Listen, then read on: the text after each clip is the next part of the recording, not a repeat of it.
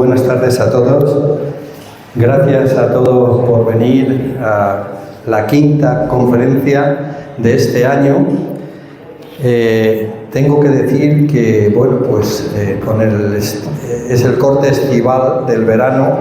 Con esta conferencia, teóricamente, terminaríamos el ciclo antes de las vacaciones de julio y agosto. Pero luego, al final, os diré que vamos a tener una extra en el mes de julio. En principio, con esta quinta conferencia, y en el término taurino, y aquí hay muchos taurinos, no hay quinto malo, como se suele decir. Podría ser la primera vez. Podría ser. Tenemos a un gran comunicador, diría yo.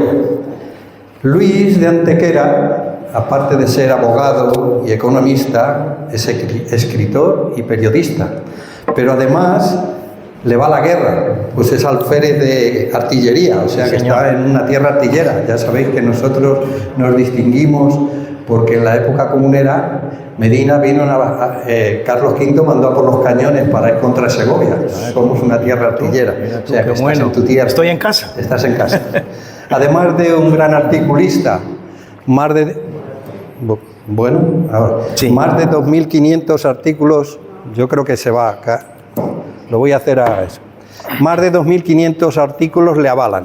Entonces, ¿qué es lo que dice que es él? Sobre todo, un gran comunicador. Yo, cuando hablo con él, siempre me quedo admirado porque la verdad es que tiene la palabra fácil.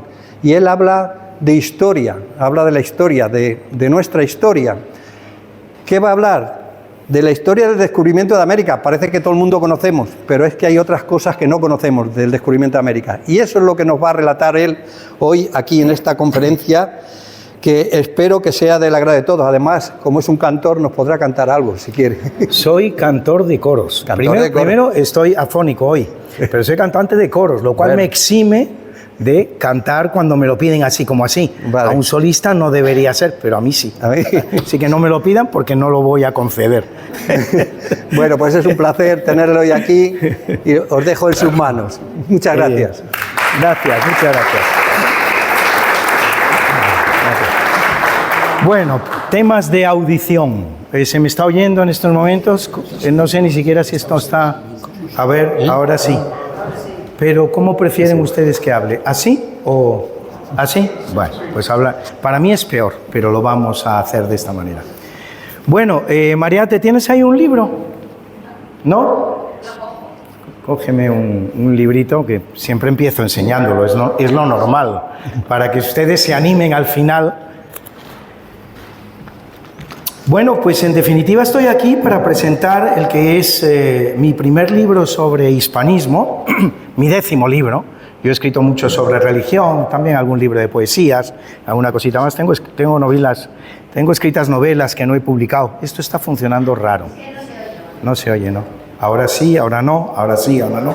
Cuélgatelo en la diadema y es mejor. A ver, permíteme. ¿Cómo ponerlo? Espera un momento. Es que según me mueva... Sí. A ver, ¿cómo vas ahora? Sí, bueno, ahora mejor, ¿no? Uy, qué feo me oigo yo. A ver, hola. Bueno, ¿saben qué? Que sin ello. Si ustedes me escuchan así, yo es lo que prefiero. Intentaré acercarme más para que me escuchen, pero es que si no me oigo mi propia voz es un poquito desagradable. Bueno, les estaba diciendo que sí, que tengo escritos hasta novelas que no he publicado, pero este es mi primer libro de hispanismo y no va a ser el último. Estoy trabajando en varios ya sobre el tema. Se llama Historia desconocida del descubrimiento de América, en definitiva es el que les voy a presentar en esta ocasión. Y para presentar el libro, pues nada mejor que presentar los términos del título. Y empezaremos por hablar un poquito del concepto descubrimiento. Porque en este afán que hay por desmerecer la historia de España, un afán, uno de cuyos principales agentes somos los españoles, esto es grande de decir, es lo que hace singular nuestra leyenda negra, que somos nosotros los que la difundimos y somos nosotros los que con mayor ahínco nos la creemos, es algo impresionante. Y aquí habría que decir que españoles de todos los lugares del mundo, no solo españoles europeos, peninsulares, también los españoles americanos, también los españoles asiáticos, que son los filipinos, tantos lugares en los que España ha estado, y todos tenemos algo en común en estos momentos de nuestra historia y en tantos momentos de nuestra historia, que es denostar nuestra historia. No solo no sentirnos orgullosa de ella, sino incluso sentirnos orgullosos de lo que se dice por ahí contra ella.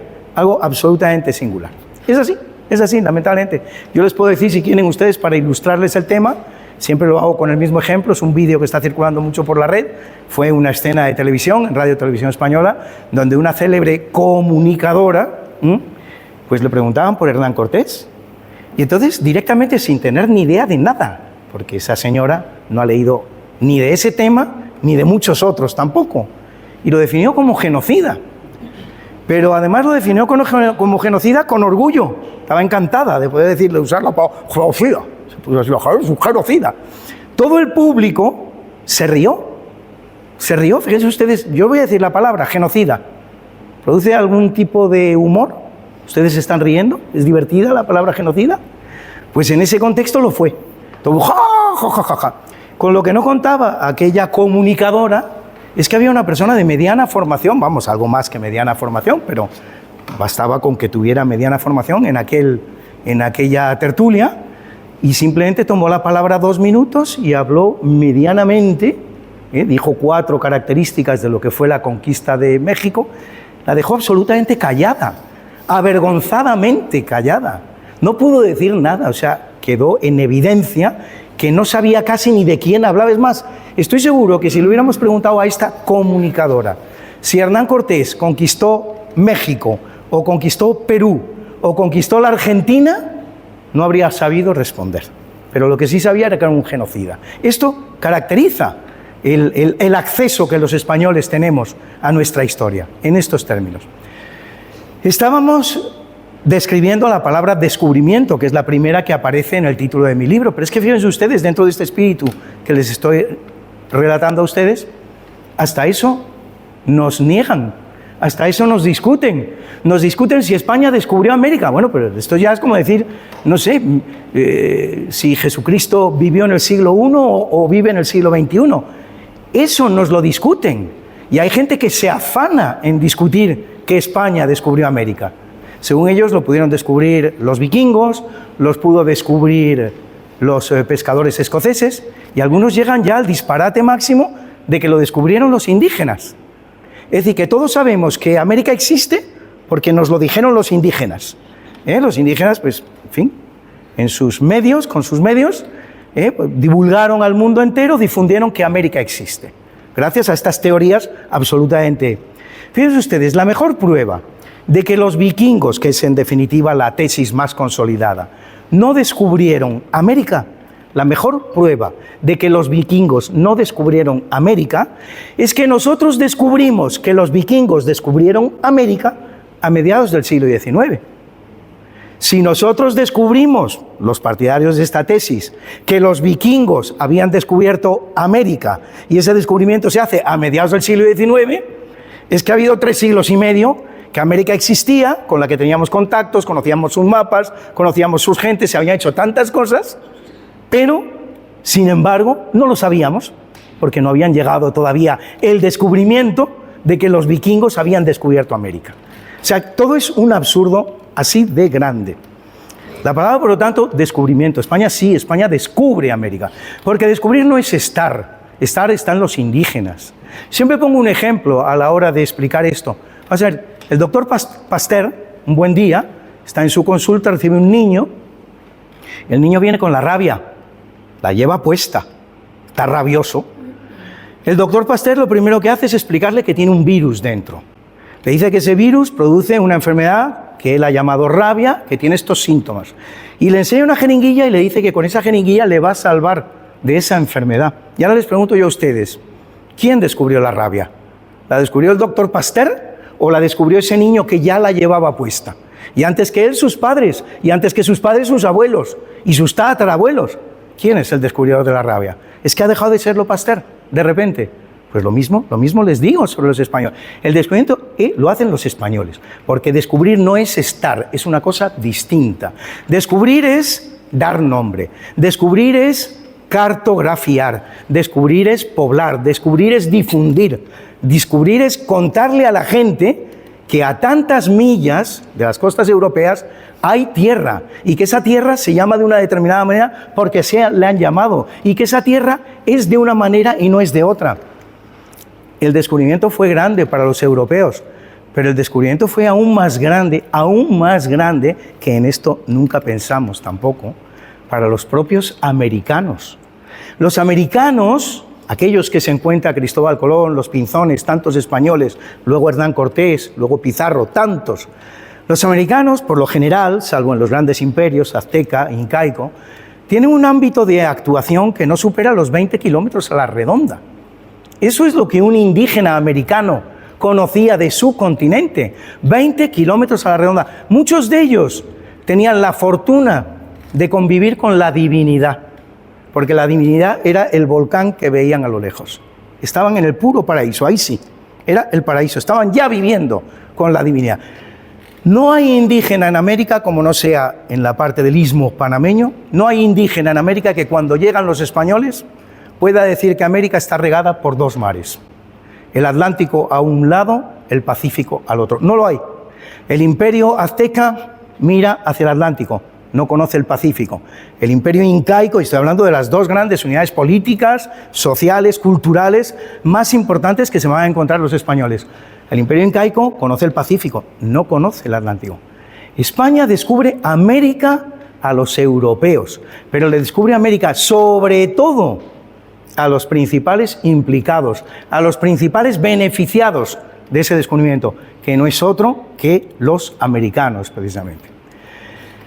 Descubrimiento, el segundo término del libro, del título del libro, es Historia desconocida del descubrimiento de América. Les voy a contar algunas pinceladas sobre el término América. Este término que finalmente es el que ha servido para describir la realidad continental de la que estamos hablando. Se pudo llamar las Indias, primer nombre que se le dio, precisamente basado en la confusión de que se estaba en las Indias asiáticas, luego Nuevo Mundo, luego se pudo llamar perfectamente la Isabela, ¿por qué no? Debió llamarse Nueva España, como se llamó un virreinato, pero finalmente hay un nombre que triunfa sobre todos los demás. Nombre que no es otro que el de América. Quizás si me pongo aquí. Bueno, nombre que no es otro que el de América. ¿De dónde viene esta denominación América? Miren ustedes, en el año 1503 aparece una obra que se llama Novus Mundus, que ya nos está dando una pista importante dentro de lo que es su propio título. Novus Mundus, Nuevo Mundo. El Nuevo Mundo se ha descubierto en 1492, no se sabe si es Asia, no se sabe qué es. En 1503 ya hay una obra que se llama Novus Mundus, Nuevo Mundo. 10 años después son muchos los seres humanos, yo diría que todos menos Colón, que toman conciencia de que aquello no es Asia, aquello no es la China, aquello no es las Indias. Cristóbal Colón en su cuarto viaje todavía está mandando cartas a los reyes de España, los reyes católicos, diciéndoles que se halla en el paraíso terrenal, que lo ha encontrado, porque ha encontrado dos ríos, el Orinoco y otro, y sospecha que son el Tigris y el Éufrates. Y les dice a los reyes católicos, estamos hablando del año 1503, una cosa así, él va a morir en el 1506. En 1503 les está diciendo a los reyes católicos todavía que él está en Asia. En 1503 está apareciendo este libro que se llama Novus Mundus. Hay una razón por la que Cristóbal Colón dice no saber que está en el Nuevo Mundo. Si quieren ustedes, hablamos de ello al final en el coloquio. Hay una razón, porque sí lo sabía, pero no lo expresa jamás. Novus Mundus. Entonces, este libro, ¿qué es? Pues es una colección de aventuras muy divertidas, que tiene gran difusión, que enseguida se difunde, que llega a manos de un cartógrafo lorenés, en el año 1507, cartógrafo que se llama Martin Valse-Müller. Tiene el libro, obtiene información del libro, no se sabe quién ha escrito el libro, es una colección de historias muy divertidas, no se sabe realmente su autor, pero por las referencias que contiene hacia un marino que se llama Américo Vespuccio, parece ser que es él mismo el que ha escrito este libro. Américo Vespuccio. Martin Valse-Müller, con el libro en la mano, hace un mapa muy importante que se va a difundir muchísimo, Primer mapa en el que aparece ya dibujado el Pacífico. Fíjense ustedes que los españoles todavía no han llegado a la costa occidental de América y por lo tanto no se puede dibujar la costa occidental de América. Pero Martin Waldseemüller, con todos los conocimientos que se han acumulado hasta ese momento, llega a la conclusión de que aquello tiene que ser necesariamente un nuevo mundo, porque la distancia a Asia es bien superior. Es muy superior. Por lo tanto, él establece que hay un mar. No sabe nada del mar, no sabe nada de su contorno, simplemente dibuja una línea recta entre esas tierras que ya conocen bien los españoles y el Asia al que quieren llegar los españoles, ya dibuja un mar. Es el primer mapa de la historia en el que aparece dibujado el Pacífico. Y aparece América dibujada con razonable cercanía, con razonable certeza, con razonable veracidad. Todo lo que es la costa oriental, que ya la han investigado los españoles y que ya han levantado mapas de esa zona, aparece muy bien diseñada en el mapa de Martin Waldseemüller. No así la costa occidental, a la que por no haber llegado los españoles, todavía no ha llegado nadie, porque todos los descubrimientos van a ser españoles. Lo que España no descubra, lo que los marinos españoles no descubran, no lo ha descubierto nadie. Por lo tanto, dibuja el Pacífico. Y a ese continente raro que ha dibujado con una línea recta en su parte izquierda, en su parte occidental, lo va a llamar América. ¿Y por qué lo llama América? Él lo explica. En su libro, que se llama Universalis Cosmographia, lo explica con toda claridad.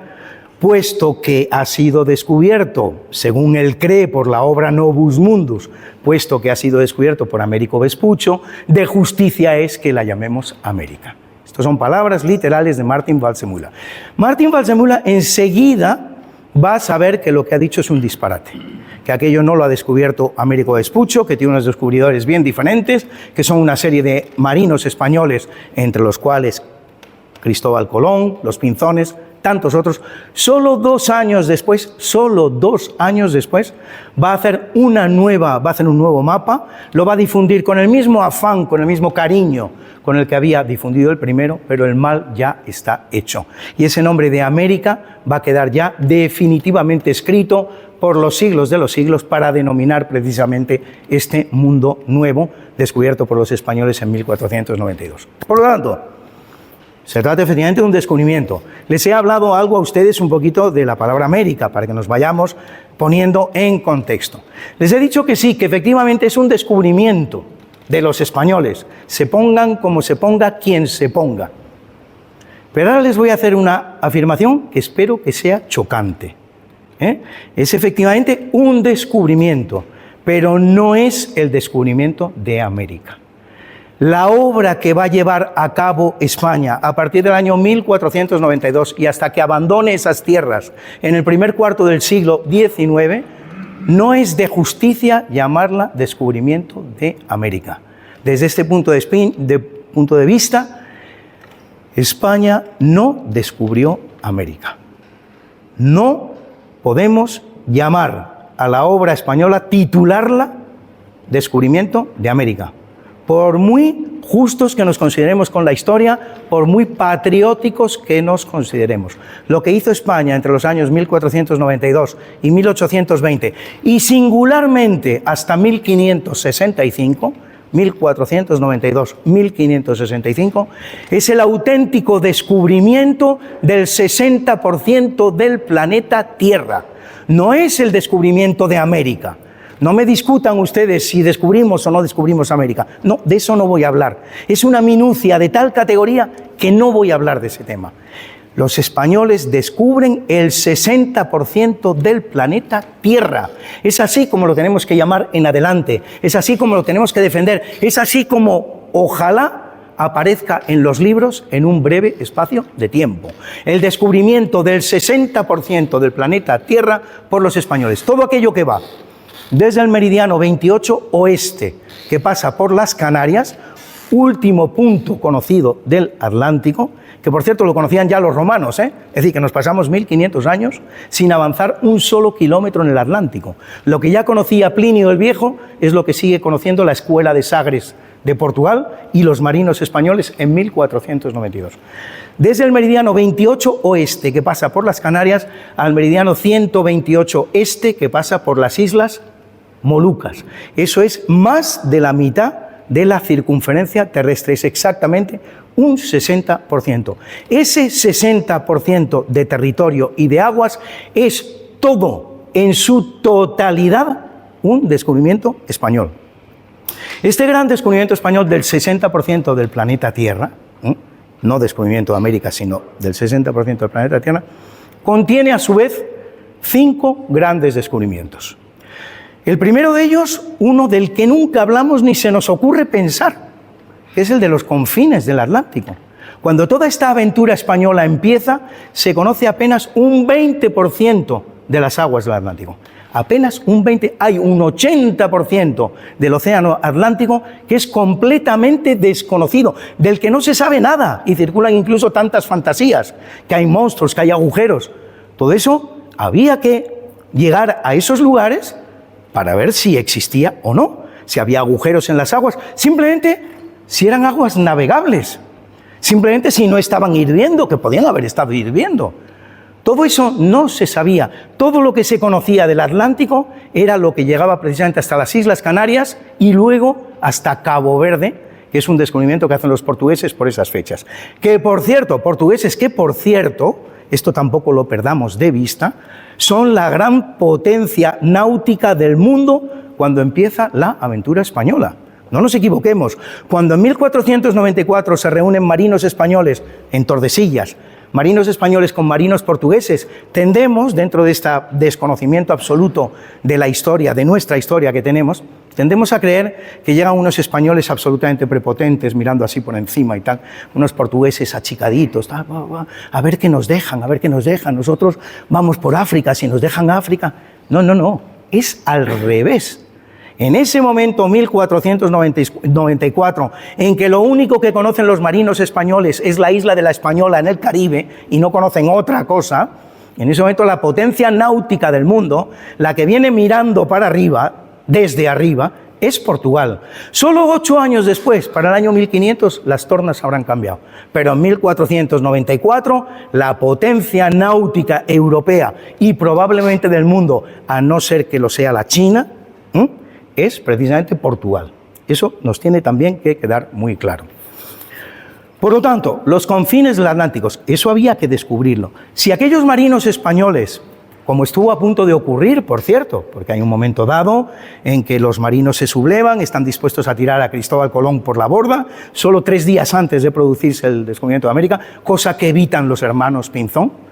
Bueno, si aquello ocurre y los españoles se hubieran dado media vuelta y hubieran llegado a España, si hubieran podido hacerlo, que no habrían podido de ninguna de las maneras. En ese momento los marinos españoles, aquellos marinos españoles son marinos exhaustos, que no pueden ir ni 1 metro para adelante ni 1 metro para atrás. Si hubieran conseguido llegar a España y contar lo que habían visto a España o a cualquier otro puerto europeo, habrían hecho el gran descubrimiento del siglo XV y probablemente también de los siglos anteriores.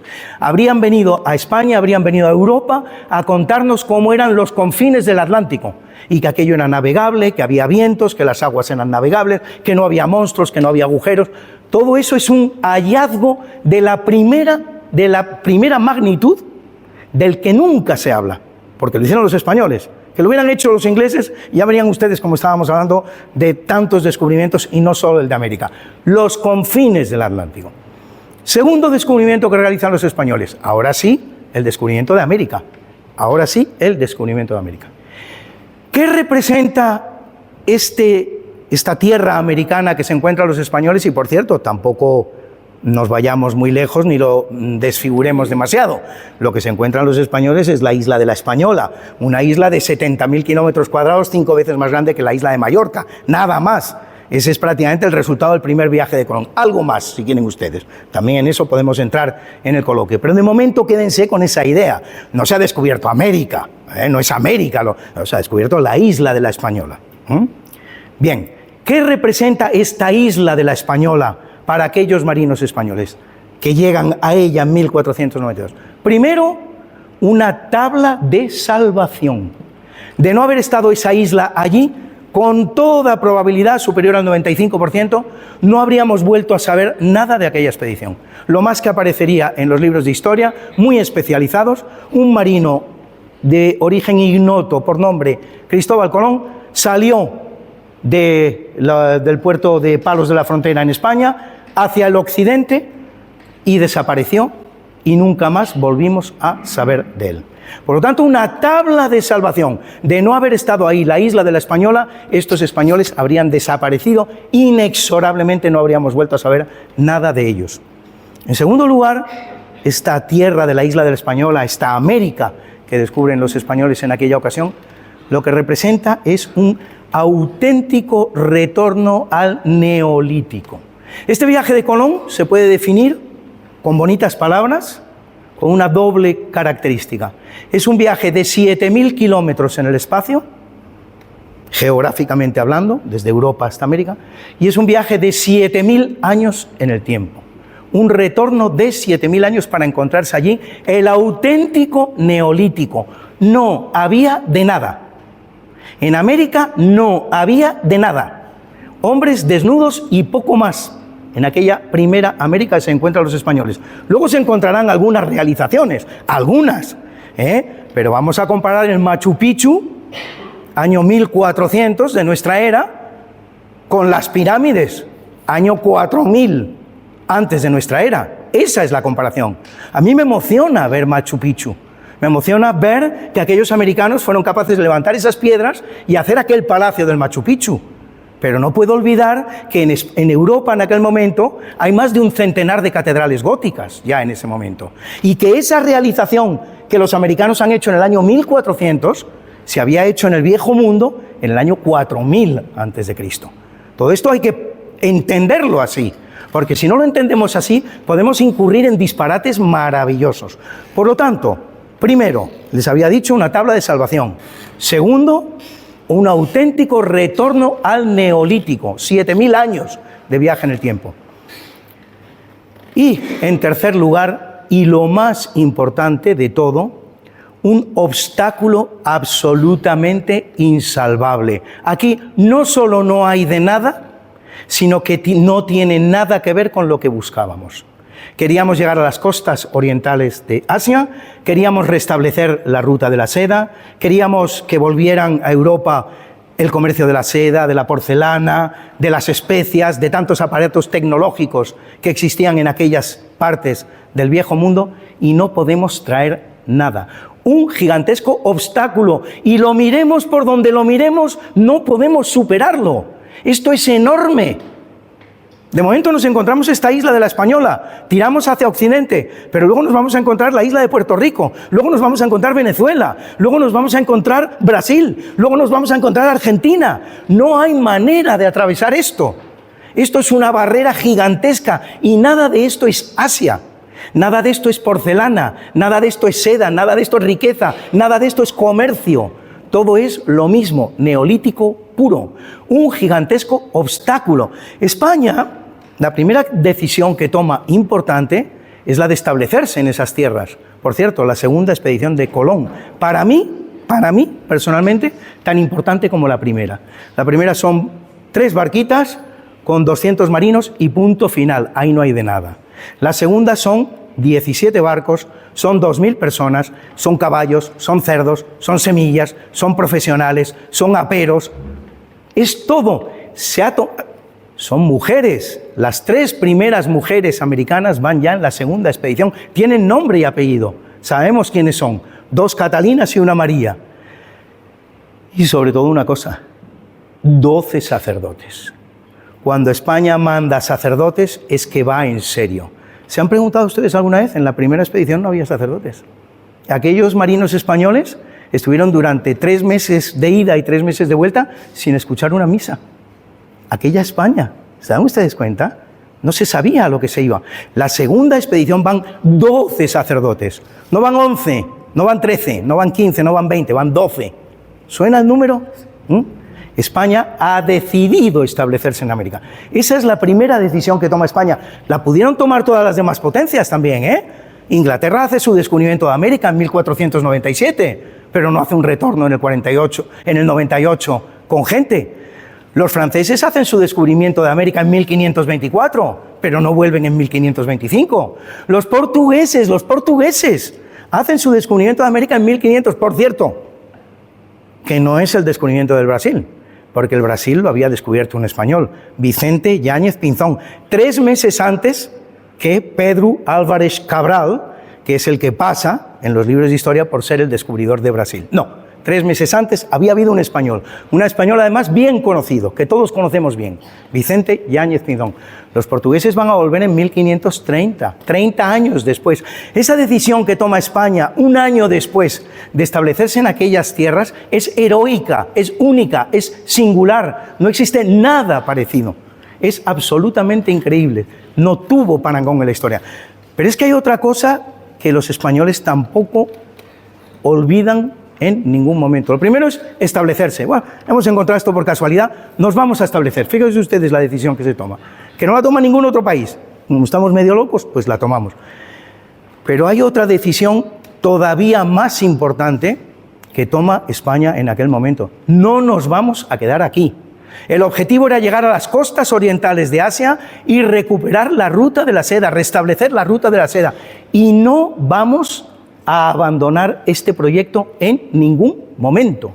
Todo lo que va a venir a partir de ese momento son decenas de expediciones españolas buscando justamente cómo superar aquella tierra que era un obstáculo absolutamente insalvable para poder continuar la navegación hacia las costas orientales de Asia.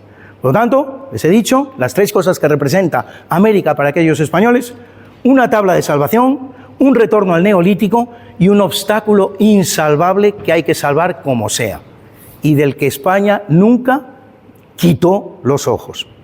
Este es el segundo descubrimiento, el descubrimiento de América, aquel que da nombre a todo de una manera injusta, según les he dicho al principio. Hay un tercer descubrimiento, no menos importante, sin el cual nada de lo hecho sirve para nada. Tampoco hemos pensado nunca en ello. Va de sui, como lo han hecho los españoles, pues lo normal. ¿Por qué vamos a hablar de un tercer descubrimiento realizado por los españoles?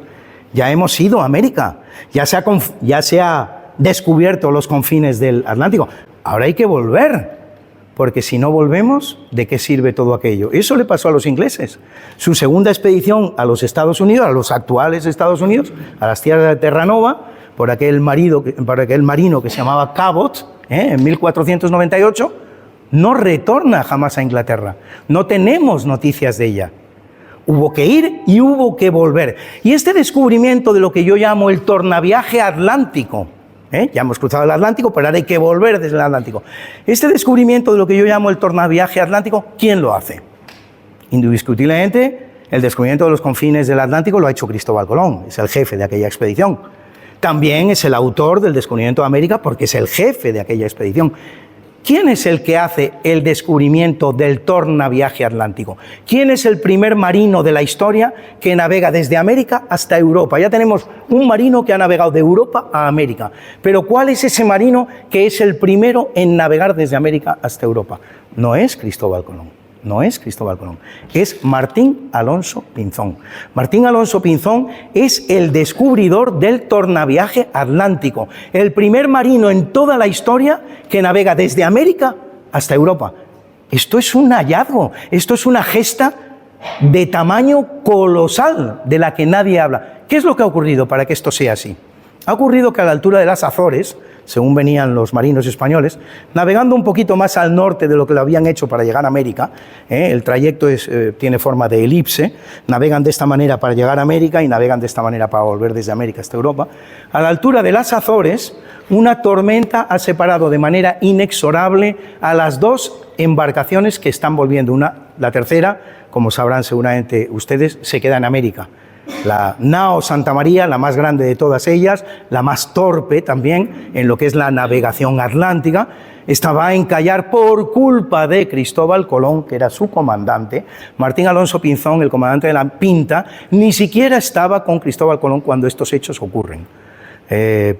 Martín Alonso Pinzón inicia una serie de expediciones por su cuenta en el Mar Caribe y se quedan la Niña, gobernada por Vicente Yáñez Pinzón, y se queda la Santa María, gobernada por Cristóbal Colón. Y encalla de manera inexorable. No hay manera de volver a ponerla en la mar. Saben ustedes que con los troncos, con las maderas de esta embarcación, se hizo la primera ciudad europea en América, que no es otra que el Fuerte Navidad, en el que se quedarán 39 españoles, de los que luego no se volverá a saber nunca nada, ni siquiera sabemos qué les ocurrió.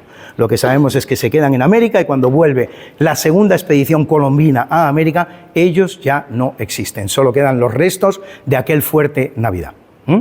Por lo tanto, en las Azores una tormenta separa inexorablemente la Pinta, que la gobierna Martín Alonso Pinzón, de la Niña, que la gobierna Cristóbal Colón, con la ayuda de Vicente Yáñez Pinzón.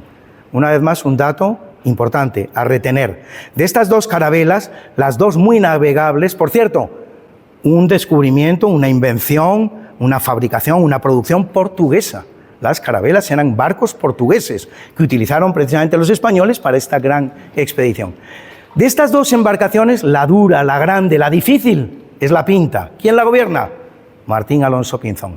La Niña es la más navegable de las embarcaciones que haya ido nunca a América. Tan es así que hizo 3 viajes a América. El primero, el segundo y el tercero de Colón los hace la Niña. Un barco que era una verdadera delicia para gobernar. Es ese el que manda Cristóbal Colón. El duro, el difícil, lo manda Vicente Yáñez Pinzón. Se separan las dos embarcaciones y hace cada uno su retorno a Europa en la manera en que puede hacerlo. Martín Alonso Pinzón va a ser el primero en llegar a Europa, y va a llegar por donde tiene que llegar, un puerto español que no es otro que el de Bayona. El pobrecito solo 20 días después se morirá. Se dice que de sífilis, bueno, es difícil de saber de qué murió, pero solo 20 días después. Un auténtico drama. Estaba el hombre en el momento esplendoroso de su vida. A pocos días de verse ante los reyes de España, uno de los monarcas más importantes de la cristiandad que existía en aquel momento, para contarle su hazaña, y va y se muere sin ni siquiera poder visitar a los reyes. ¿Qué hace Cristóbal Colón? Primero, llegar 3 días después. Por lo tanto, no es el descubridor del tornaviaje ni el primer marino que viaja desde América hasta Europa. Pero hace lo peor que se puede hacer en aquel momento. Va a llegar por el único puerto de toda Europa, y en Europa había fácilmente ya un centenar de puertos, por el único puerto de toda Europa por el que no debió llegar. Va a llegar por el puerto de Lisboa. Podría haber llegado por un puerto noruego, por un puerto sueco, por un puerto inglés, por un puerto francés, por supuesto un puerto español, como debió hacer. Hasta un puerto portugués, no les voy a decir a ustedes que no, pero tuvo que llegar por Lisboa. ¿Por qué Lisboa es ese puerto por el que Cristóbal Colón no podía llegar a Europa? Porque en Lisboa estaba Juan II, el rey de Portugal, el íntimo enemigo de esta aventura española. ¿Por qué hace esto Colón? Yo les puedo avanzar una hipótesis, pero no lo voy a hacer ahora, sino al final de la charla, si quieren ustedes preguntar por ella. Yo creo que hay un motivo por el que Cristóbal Colón hace esto. El caso es que, como quiera que sea, Cristóbal Colón se comportó ante el rey de Portugal, Juan II, con tal altanería, con tal chulería, para que me entiendan ustedes, que estuvo a punto de ser linchado por la nobleza portuguesa, que no aceptó la manera en que Cristóbal Colón se dirigía a su rey. Es el rey en persona el que tiene que salvarle la vida, el que lo saca de allí y consigue que vuelva al barco y que finalice su derrota, porque la nobleza portuguesa lo quería matar por su altanería. El caso es que Cristóbal Colón ha entrado, como les he dicho, por Lisboa, quitándose así el mérito a sí mismo, de una manera autodeseada, si quieren ustedes, de ser el primer marino que navegaba desde América hasta Europa, el descubridor del tornaviaje. Y hemos hablado ya entonces de 3 grandes descubrimientos. Yo les he prometido a ustedes 5. El primero, los confines del Atlántico; el segundo, América; el tercero, el retorno de América, el tornaviaje atlántico. Vamos a hablar ahora del 4º descubrimiento español, y el más importante de todos. Incluso con los ojos actuales, lo sigo considerando el más importante de todos, el que en todo caso podría haber dado título a toda esta aventura. Pero en aquel momento no lo duden ustedes. Al lado del descubrimiento de América, este descubrimiento que les voy a decir, el de América, se queda en nada. Es el descubrimiento del Pacífico. El Océano Pacífico era el verdadero objetivo de aquellas expediciones españolas. No era llegar a América. América fue un accidente, algo que ocurrió, nadie se lo esperaba. Lo que se quería era justamente descubrir ese mar que servía para llegar a las costas orientales de Asia. Mar que no es otro que el Océano Pacífico. El Pacífico se descubre en 3 fases diferentes. Una de tipo deductivo y 2 de tipo inductivo. Les voy a hablar de este descubrimiento. Desde el punto de vista deductivo es el primer descubrimiento del Pacífico. ¿Quién lo hace? Hemos hablado ya del personaje que lo hace. No es otro que Martin Waldseemüller, este cartógrafo lorenés que sin conocer el Pacífico, sin haberlo visto nadie, ya lo imagina. El descubrimiento de Neptuno es muy parecido. El planeta Neptuno, que se descubre a finales del siglo XIX, a principios del XX, lo descubre primero un matemático.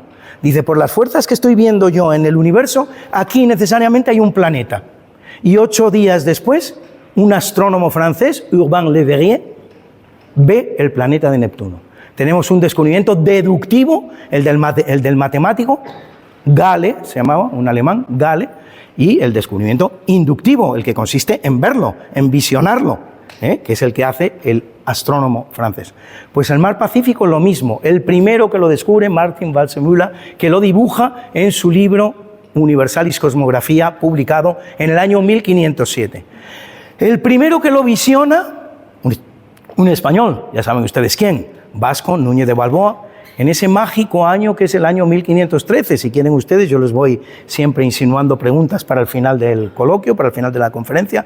Pregúntenme ustedes por ese año 1513, que es absolutamente mágico en la historia de España. Uno de los descubrimientos que se hace va a ser precisamente el del Pacífico, que lo va a hacer Vasco Núñez de Balboa a la altura de Panamá. Vasco Núñez de Balboa, Panamá, ya saben ustedes, la forma del continente americano es Estados Unidos, es decir, Norteamérica aquí establecido, aquí situado, Sudamérica aquí situado, y un istmo horizontal, vamos a decirlo así, que va de este a oeste, que es el istmo de Panamá, el istmo de Centroamérica.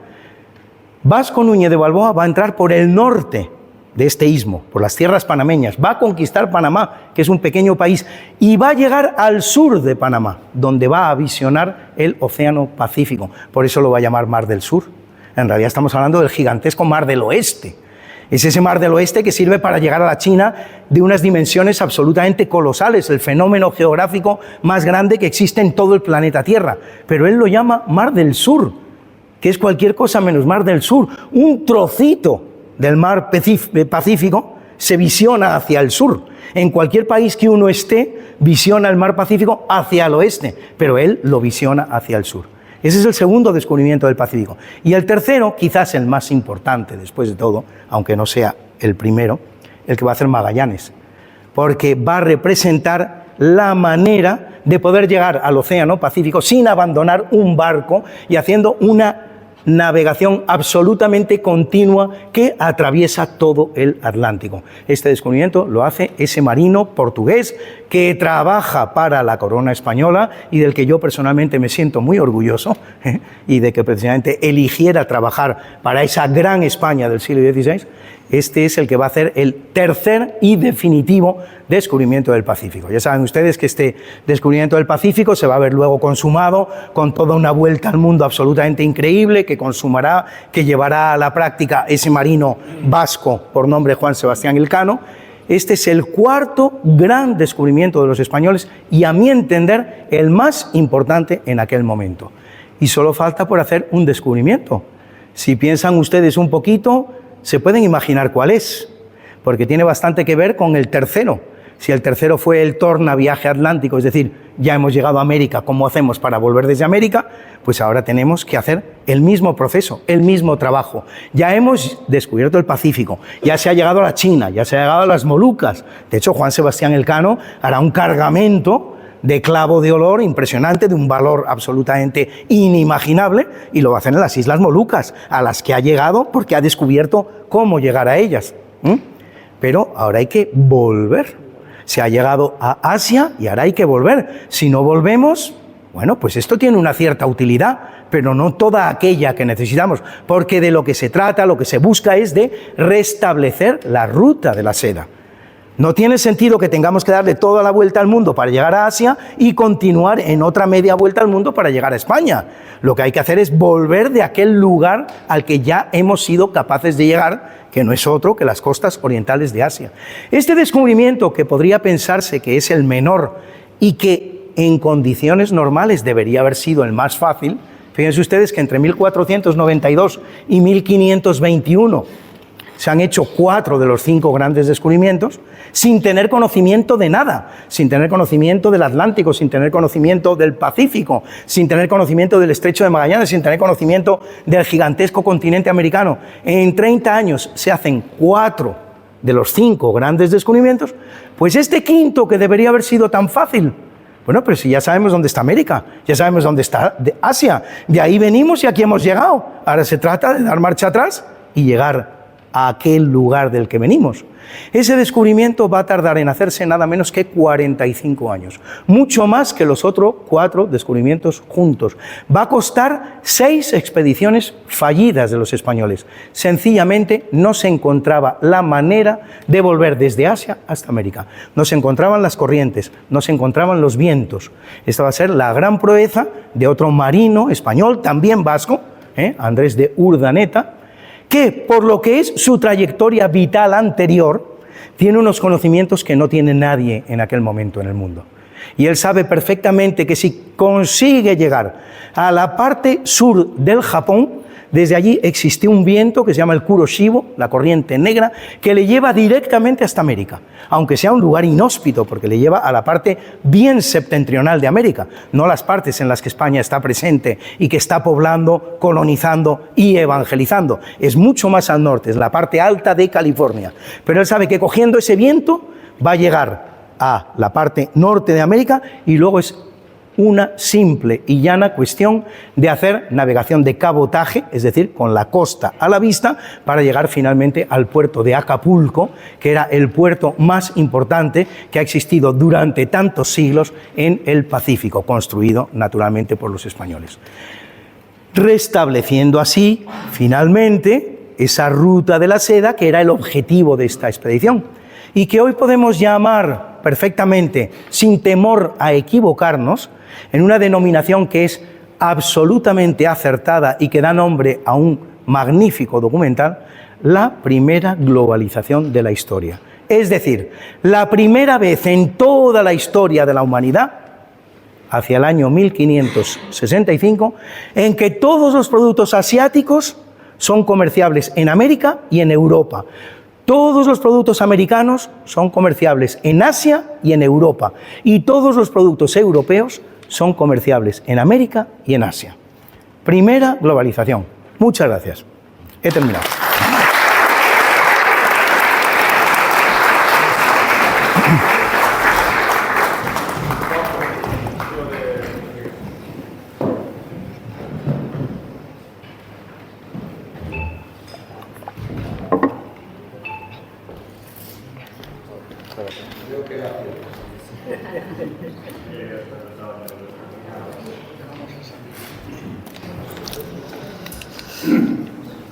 Bueno, pues muchas gracias, Luis, por esta lección de historia y habernos descubierto América desde otro punto de vista. En primer lugar, te queremos agradecer tu presencia y tu conferencia con una cosa también importante, una cosa que, aunque no descubrimos, sí que fuimos en Medina del Campo, la pusimos en valor. Tenemos un comerciante importante que acabó siendo banquero, Simón Ruiz en Vito, que puso en valor la letra de cambio, aunque ya se había descubierto en Italia, pero aquí la pusimos en valor. Y de su archivo tenemos 33.000 letras de cambio, para que te haga costar lo importante que fueron, con todas las partes. Y una de ellas hemos hecho un facsímil, que es la que te vamos a regalar. Muchas gracias. Por favor, Olga y... Muchísimas gracias. Los dos concejales te lo van a hacer entrega. Y las otras 33.000 las llevamos a algún banco, las descontamos. Sí. Y... Me ha encantado la conferencia. Bueno, enhorabuena. Muchas gracias, qué bonito, qué maravilla. Qué maravilla. Muchas gracias. Bueno, pues como bien te ha apuntado. ¡Qué maravilla! ¡Guapa! ¡Qué bárbaro! Y ahí tienes ¡Qué maravilla! ¡Qué maravilla! ¡Qué maravilla! Impresionante, precioso. Precioso. Un detalle con el que honramos desde luego a toda la gente que Muchas venís gracias. a visitarnos Sí. y que es muy, o sea, es muy, va con nuestra idiosincrasia. Es muy emblemático Sí. de Moneda del Campo porque además nos sentimos muy orgullosos del archivo ese Claro. que ha sido declarado patrimonio. Sí. No, decía que nos sentimos muy orgullosos Claro. del cambio. Gracias, muchas gracias. Muchas gracias. Ha sido declarado además el archivo de Simón Fuente hace poco por Claro. patrimonio de la humanidad. Nos sentimos francamente orgullosos. Desde el Ayuntamiento estamos haciendo además una ampliación Claro. precisamente para poner en valor ese archivo de Simón Ruiz. Y efectivamente, pues, porque nos sentimos muy orgullosos. Sí, sí, es que no es para menos. Era la única manera prácticamente de viajar entonces por aquellos caminos y de tener una cierta liquidez, porque estas letras de cambio servían luego para, particularmente los templarios, los caballeros templarios que tenían sus sedes en todo el norte de África, donde descontaban estas letras de cambio y daban el dinero que necesitaban aquellos peregrinos para poder llegar a Jerusalén. Sin ellas, es impresionante.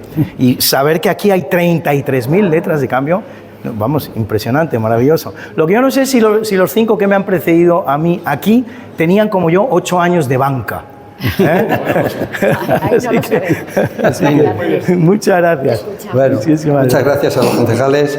Y ahora, desde el centro, nuestra sede social, el casino, su presidente te va a hacer entrega de algo típico de esta tierra. Que luego luego vamos a ir a probar 4 Muy vinos. bien. Aprovecho para deciros. Es una tierra de vinos. Ajá. Es una tierra rica en eso. No te puedes marchar de aquí Claro. sin tener esos vinos. Muy bien. Hay una cosa que estamos dando muchas vueltas en este centro cívico, que es un centro cívico, y es que de los 5 conferenciantes maravillosos que han pasado por aquí, siempre estamos luchando con esa dualidad entre lo que no nos gusta y lo que nos gusta. ¿Por qué nos critican? ¿Por qué nosotros tenemos que estar convenciendo al mundo entero de que efectivamente lo único que hemos intentado por todos los medios es civilizar? Hacerlo bien, O en la hacerlo medida de bien. lo posible. Pero tenemos todos los que han venido aquí, 5, han tenido que luchar contra Así esa es. leyenda negra. Yo me alegro que tú hayas hecho algo muy importante para nosotros, y ha sido la ruta famosa de la seda, la ruta famosa de Pesa, para que tengamos una idea totalmente diferente de lo que hemos estado escuchando. No se olvide a los efectos que Fernando el Católico era el rey de Jerusalén, uno de los títulos que adornaba entonces la corona de Fernando el Católico y sigue adornándola al día de hoy. Felipe VI es el rey de Jerusalén, sigue siendo el rey de Jerusalén. Entonces ese afán que tenían los reyes españoles de recuperar la ruta de la seda no es solo económico, no es solo comercial, lo llevan en el ADN. Forma parte, ellos son reyes de Jerusalén y tienen que llegar a Jerusalén como sea, aunque sea atravesando el Atlántico, cruzando el continente americano, atravesando el Pacífico, atravesando Asia, para finalmente llegar a Jerusalén. Oye, mira, Luis, yo creo que ustedes también, yo prefiero antes tomarme un vino antes de cruzar el mar, porque la verdad es que cuesta. Bueno, esto es el Muchas gracias. Vamos a hacer. Otra de las grandes aportaciones de Medina del Campo a la humanidad. Y esto ya personalmente. Gracias. Gracias. Soy escritor, igual que tú. Ajá, muy bien. Pero además sé que eres historiador, que eres un maestro, pues un alumno solo puede hacer un regalo de un libro histórico que creo que te gustará. Hombre, estoy seguro. Muchísimas gracias. Muchas gracias. Fidel, muchas gracias. Muchas gracias, Un abrazo. Fidel. Un abrazo. Muchas gracias. Bueno, pues vamos a continuar. El Lazarillo. Deciros que todo el que quiera, Luis le firmará luego el libro, que como sabéis está en la librería Mena y le tenéis ahí. Pero sobre todo quiero deciros que el que quiera acompañarlo, como otras veces, después de terminar la charla un poco más a nivel personal, también lo puede hacer. En esta ocasión vamos a subir hasta hasta Castille-Confort, a tomar 4 vinos diferentes, a probar 4 vinos y a comer un poquito de queso y tal. Que quiera acompañarlos, creo que el precio son 20 euros y puede acompañarnos también en la visita de hoy. Y luego tengo que deciros que, como todas las veces, esto es el tema hispanístico, está certificado y al final habrá en una mesa un compañero que tomará el nombre de todo aquel que quiera que se le certifique el haber asistido a las charlas. Al final de todas las charlas pues se certificará. Por eso es conveniente que le deis el nombre y los datos que os pida. Y para terminar, no quiero marcharme sin deciros que aunque hoy terminábamos el ciclo estival, va a haber una oportunidad nueva, porque tendremos un curso de relatores o guías turísticos que vamos a realizar en el mes de julio en el Hospital de Simón Ruiz, días 16, 17 y 18.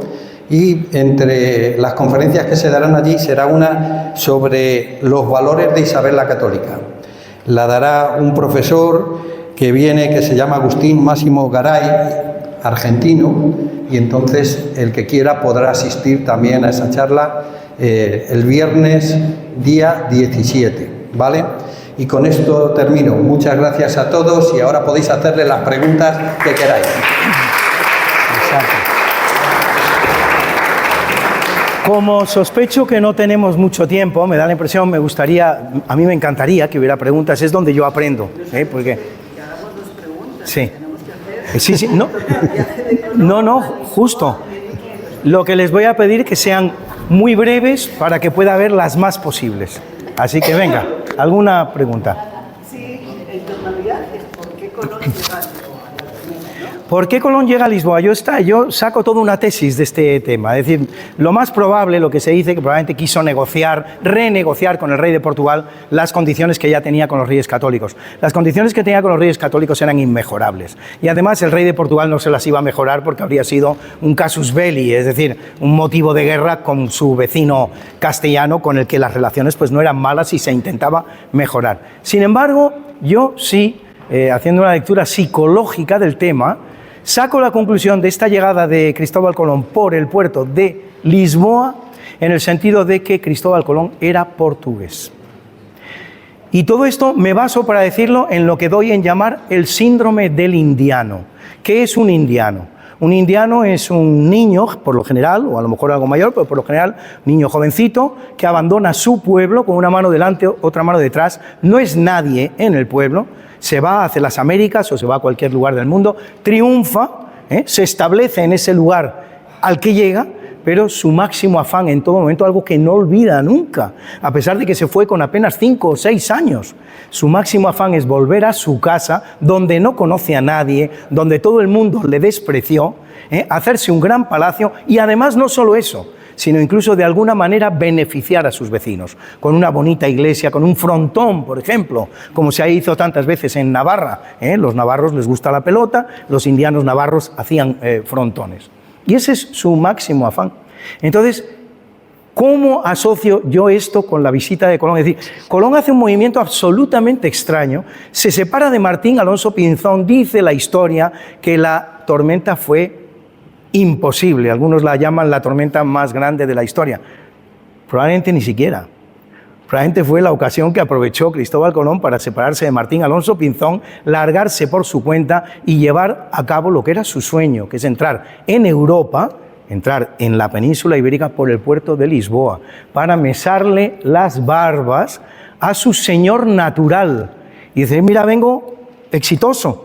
Además, Colón viene con un tesoro, ojo, es el único que trae un tesoro, ese es otro tema también. Los marinos vienen como se fueron, el resto de los marinos vienen con una mano delante y otra mano detrás, pero Cristóbal Colón sí traía oro. Y eso nos lleva a la historia del prenauta y tantas cosas, pero en fin, es otra historia. Entonces el hombre se presenta ante el rey y más o menos lo que le dice, te lo ofrecí a ti, que eres mi señor natural, y no lo aceptaste, lo tuve que hacer para un extranjero. Y mira, aquí estoy, triunfante, le enseñaría incluso ese tesoro que él traía. Y eso es lo que me hace pensar a mí, es la prueba definitiva. Hay otras importantes, hay otra muy importante, que es el gran trabajo que realiza Menéndez Pidal. Menéndez Pidal, saben ustedes que Cristóbal Colón escribe bastante, deja bastante escrito, no es un gran escritor, pero sí deja cartas, deja suficientes cartas y tal. Está todo escrito en español, todo. No escribe jamás en italiano. Jamás escribe en italiano, ni en genovés, ni en nada que se pueda. Todo lo que escribe está en español y según demostró Menéndez Pidal, con los errores que cometería un portugués que hubiera aprendido español. Así que esa prueba, junto a la del síndrome del indiano, de la que les he hablado a ustedes, es la que me hace pensar a mí, luego toda su vida es una vida portuguesa, ¿no? Pero es la que me hace pensar a mí que Cristóbal Colón era portugués de origen, nacido en Portugal. Un expósito, era un expósito. Pues sí, y muy posiblemente judío. Es curioso que la expedición española sale de Palos de la Frontera el 3 de agosto, que es el día que expira el plazo que los reyes católicos le han dado a los judíos para abandonar España. Pero además es un plazo que incluso fue ampliado, porque en el decreto original es el 1 de agosto, y al llegar el 1 de agosto se prorroga por 2 días más, que tampoco es una prórroga para tirar cohetes. Uno dice, bueno, ¿y esta prórroga tan extraña?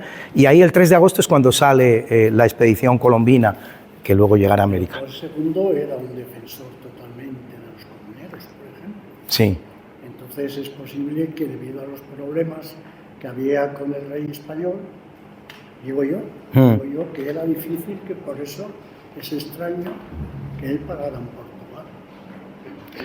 Bueno, yo las consecuencias que extraigo de esta entrada tan extraña que hace Cristóbal Colón por el único puerto de toda Europa por el que no debió entrar, pues está relacionada con esto que digo ya. Las relaciones que existían entre Portugal y España, pues es todo un temazo completamente distinto en el que entrar. No olvidemos que España, por llamarla de esta manera resumida, en realidad Castilla y Aragón, vienen de sufrir 2 importantes derrotas ante Portugal, lo que me abona una vez más en esa tesis que ya les he contado a ustedes de que la gran potencia peninsular en aquel momento no es ni Castilla ni Aragón, es Portugal. Portugal acaba de infligir una severa derrota a Castilla en Aljubarrota, que es la que va a determinar que Portugal no se incorpore a la unión de reinos y finalmente pues el rey va a ser, ya no recuerdo el nombre, pero el marido de Juana la Beltraneja, que no sé si es el propio Juan II. No, yo creo que es el padre de Juan II.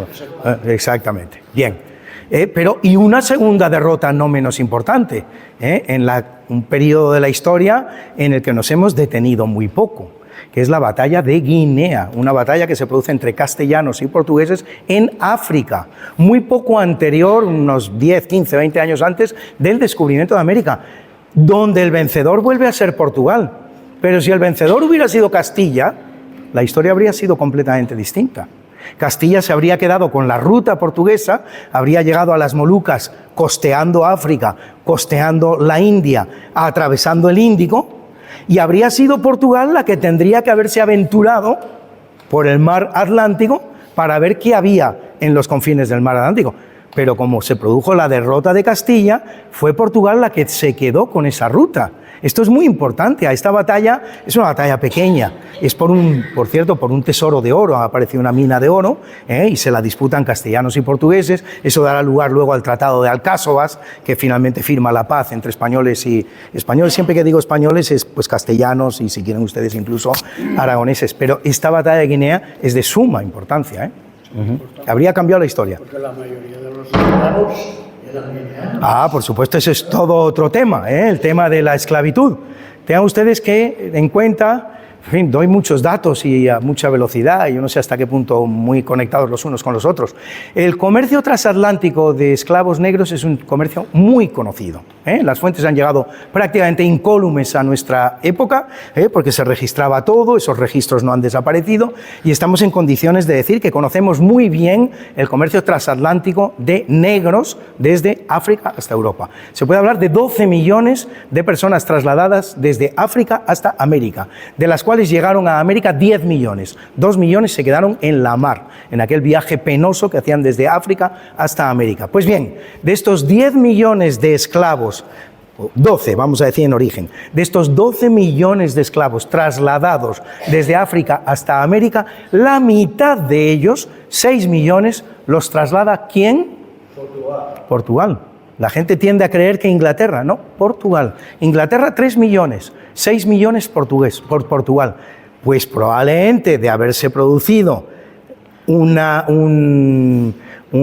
conclusión diferente en la batalla de Guinea, pues las cosas habrían sido a lo mejor distintas y a lo mejor le habría cabido a España el dudoso honor de haber sido el que trasladara 6 millones de esclavos negros desde África hasta América. La historia se escribe con todos sus eslabones debidamente ordenados.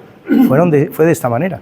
Yo me felicito, siempre diré, que la derrota de Guinea por parte de los castellanos es la derrota más dulce en la historia de España, en toda la historia de España. Por fortuna se perdió la batalla de Guinea. De no haberse perdido la batalla de Guinea, la historia muy probablemente habría sido completamente diferente. Bueno, muchas gracias, Luis. Ha sido muy buena la charla. Y yo te quería aprovechar, ya que estamos en Medina del Campo, ¿qué tiene que ver Medina o nuestra tierra, Valladolid, con todos estos descubrimientos que nos has contado? Porque tiene mucho que ver y yo quiero que la gente también sepa valorarlo. Por ejemplo, el tercer viaje de Cristóbal Colón se firmó aquí en Medina del Campo, a escasos 100 metros de aquí, con los Reyes Católicos, y ahí se descubre el continente. Porque hasta entonces solo habían llegado a las islas del Caribe y descubrir el continente es un gran descubrimiento también. En Venezuela. Efectivamente. Que desde aquí les mandamos toda nuestra fuerza por lo mal que lo están pasando. Luego Magallanes pasó una noche aquí antes de llegar a Valladolid para negociar esa primera expedición de la Vuelta al Mundo. Pasó la noche aquí, Magallanes estuvo aquí, eso está documentado también. El cargamento de clavo de la nao Victoria, que fue ese gran premio, ¿no?, de haber dado la Vuelta al Mundo y lo que buscaban todos, que era traer las especies, que era lo que más valía. Bueno, yo cuando descubrí dónde se había vendido todo el cargamento, yo pensé, porque empecé a ir en las ferias de Medina y luego era de Río Seco. Bueno, pues en las ferias de Medina de Río Seco fue donde se vendió un alemán ese cargamento de clavo de la nao Victoria. Y luego una cosa muy interesante que mucha gente no sabe, es que las Islas Molucas estaban en disputa entre Portugal y Castilla para ver de quién era, porque en el Tratado de Tordesillas pues, se sabía más o menos por dónde estaba dividida América para Brasil, o sea, Brasil para los portugueses y el resto para Castilla, pero en la zona del Pacífico no se sabía muy bien, había una disputa ahí por saber el antimeridiano, las Islas Molucas. Claro. Bueno, al final llegaron a un acuerdo en Zaragoza, ¿no? Sí. Pero 1529. Y además un acuerdo, te lo digo al final, sigue con tu... Pero un acuerdo muy curioso. ¿Ducados? Sí, señor, de oro. Efectivamente. Pues pagados a tocateja. Es que la mayor parte de esos 350.000 ducados se pagaron aquí también en las ferias de Medina. 170.000. Wow. 150.000 en Lisboa, 10.000 en Sevilla y 20.000 en Valladolid. Y luego, ¿qué más? Impresionante, ¿eh? Alfonso, bueno, has dicho lo de que Fernando el Católico conquista Nápoles y al conquistar Nápoles se convierte en el primer rey de Jerusalén. Se convierte en rey de Jerusalén. Exacto. Pero no fue el primer rey español que se convierte en rey de Jerusalén. El primer rey español que se convierte en rey de Jerusalén era de Medina del Campo y se llamaba Alfonso V el Magnánimo, que nació aquí. Claro. Y entonces es interesante también que el primer rey de Jerusalén español de la historia era medinense. Y eso es así porque Sicilia fue 321 años española y Cerdeña 400 años española. Una cantidad de años que todavía no han cumplido ni remotamente como italianas. O sea que un siciliano que presuma de italiano porque lleva 170 años incorporado a la República de Italia, se le puede decir, pues el doble de ese tiempo fuiste español. Luego, una cosa, ya quiero terminar porque, bueno, quiero mencionarlo solo. El nombre de California nace aquí por Darcidorio de Montalvo, en las selvas de Esplandián, que da nombre a una isla imaginaria donde las mujeres guerreaban con los hombres. La reina Calafia era la que, bueno, y al final llega Hernán Cortés allí y lo llama California, que, pensando que era una isla, era una península. Y bueno, podríamos mencionar también a Bernal Díaz del Castillo, que fue el que acompañó a Hernán Cortés con las crónicas de la conquista de México, O, por ejemplo, a José de Acosta, que también era de aquí de Medina del Campo y hizo un estudio exhaustivo de la flora, la fauna allí de los indios y era de aquí. Bueno, Impresionante. al final tenemos una historia que yo lo único que quería era eso, que la valorásemos porque es muy importante. Muy bueno, buenísimo, la verdad. Solo añadir un dato a todo lo que has dicho por lo pintoresco que tiene.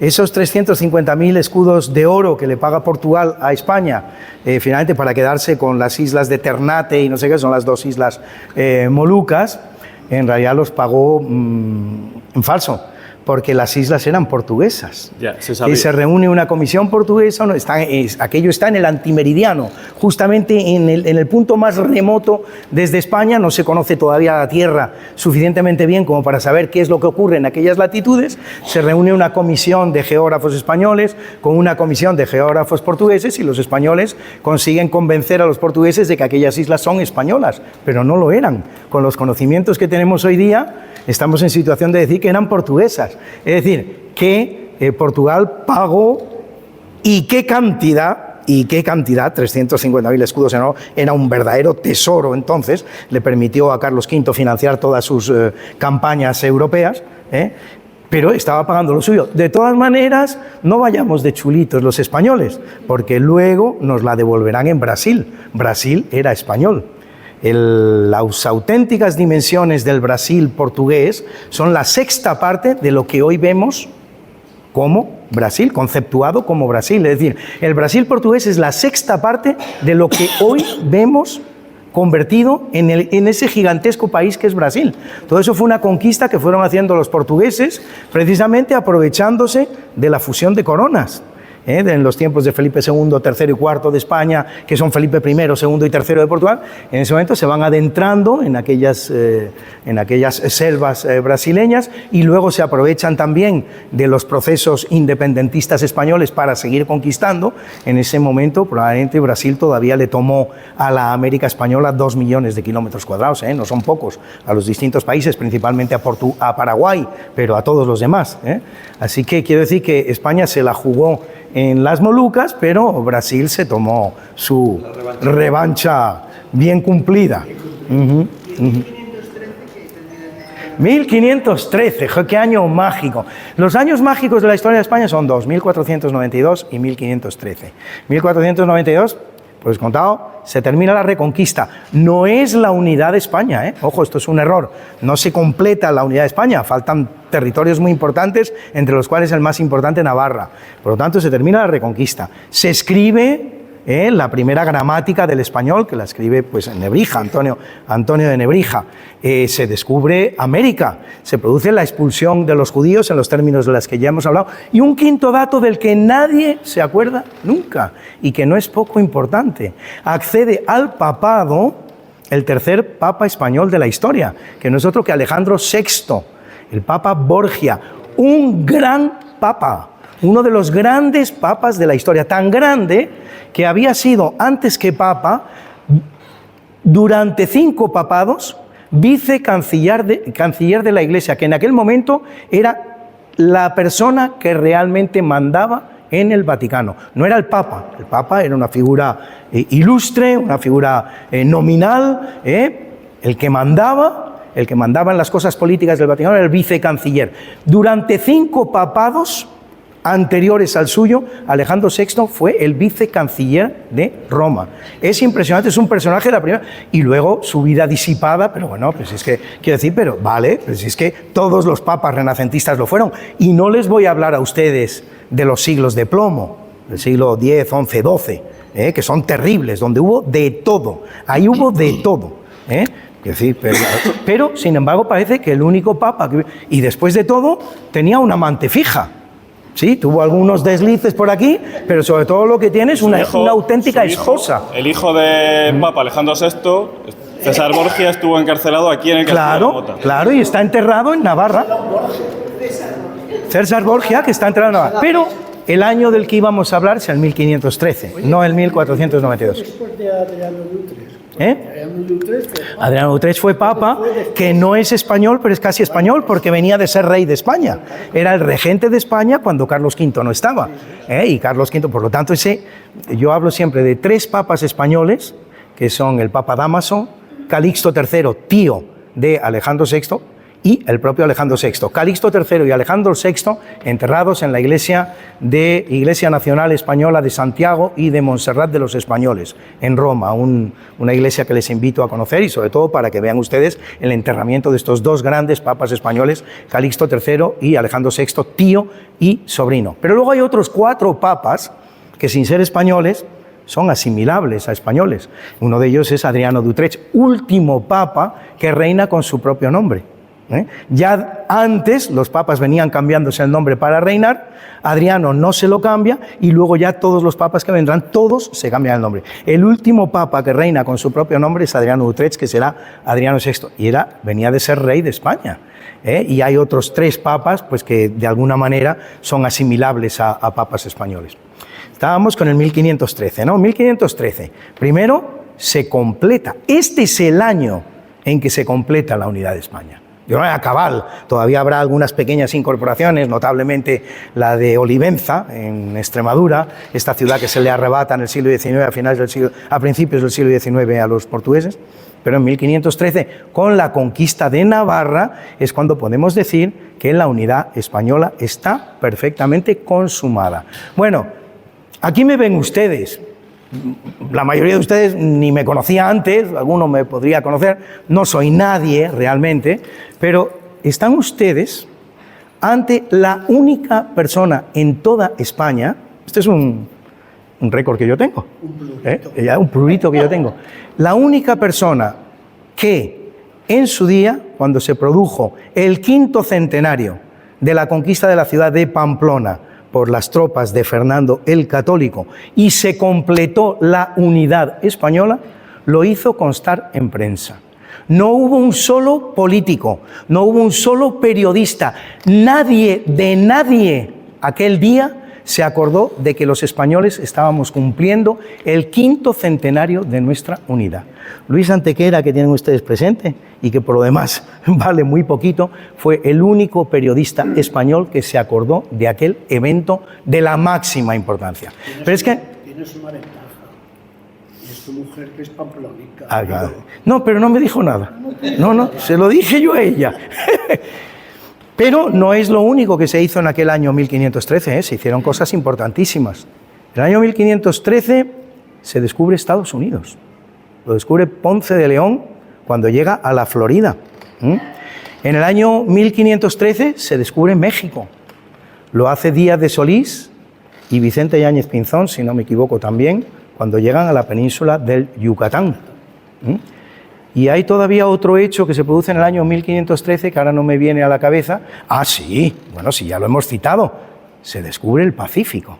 ¿Se dan ustedes cuenta?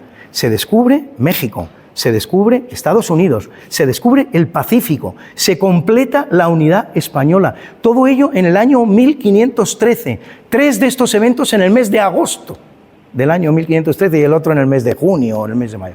Es absolutamente increíble y nunca hablamos de este año que es absolutamente fundamental en la historia de España y en la historia de la humanidad. Estados Unidos se descubre en el año 1513. Por cierto, ¿saben ustedes por qué la Florida se llama la Florida, no? Esto es un hecho que tuve ocasión de poner en conocimiento. El día de la Pascua, Florida. Exacto, exactamente. Estando en Italia, conocí a unos yanquis de Florida y tuve ocasión de explicárselo, porque allí ellos creen, los que creen algo, en realidad nadie sabe nada, pero los que creen algo, creen que se llamó Florida porque había muchas flores. Y que cuando llega allí Ponce de León, pues dice, pues ya está, Florida. No, es Florida porque se descubrió un día, efectivamente un domingo de Pascua, Florida. Alucinaban estos yanquis cuando les conté la historia. Me prometieron, y espero que hayan cumplido, que se lo iban a contar a todos sus amigos. Y además Ponce de León, otro vallisoletano también, que nació en Santa Hervás de Campos, que era de aquí, de esta tierra también. ¿Quién? Era vallisoletano. Ponce de León. Fíjate, ¿no? Sí. Bueno, pues muchas gracias. Pues muchísimas gracias. Muchas gracias. Ahora los que quieran les va a firmar allí. Exacto. Además de darles las gracias a todos, les quiero dar una noticia que creo que va a ser muy agradable para todos. Hola. Buenas tardes. Buenas tardes. Bueno, luego lo pongo porque esto es un... No se preocupe usted que no tengo prisa.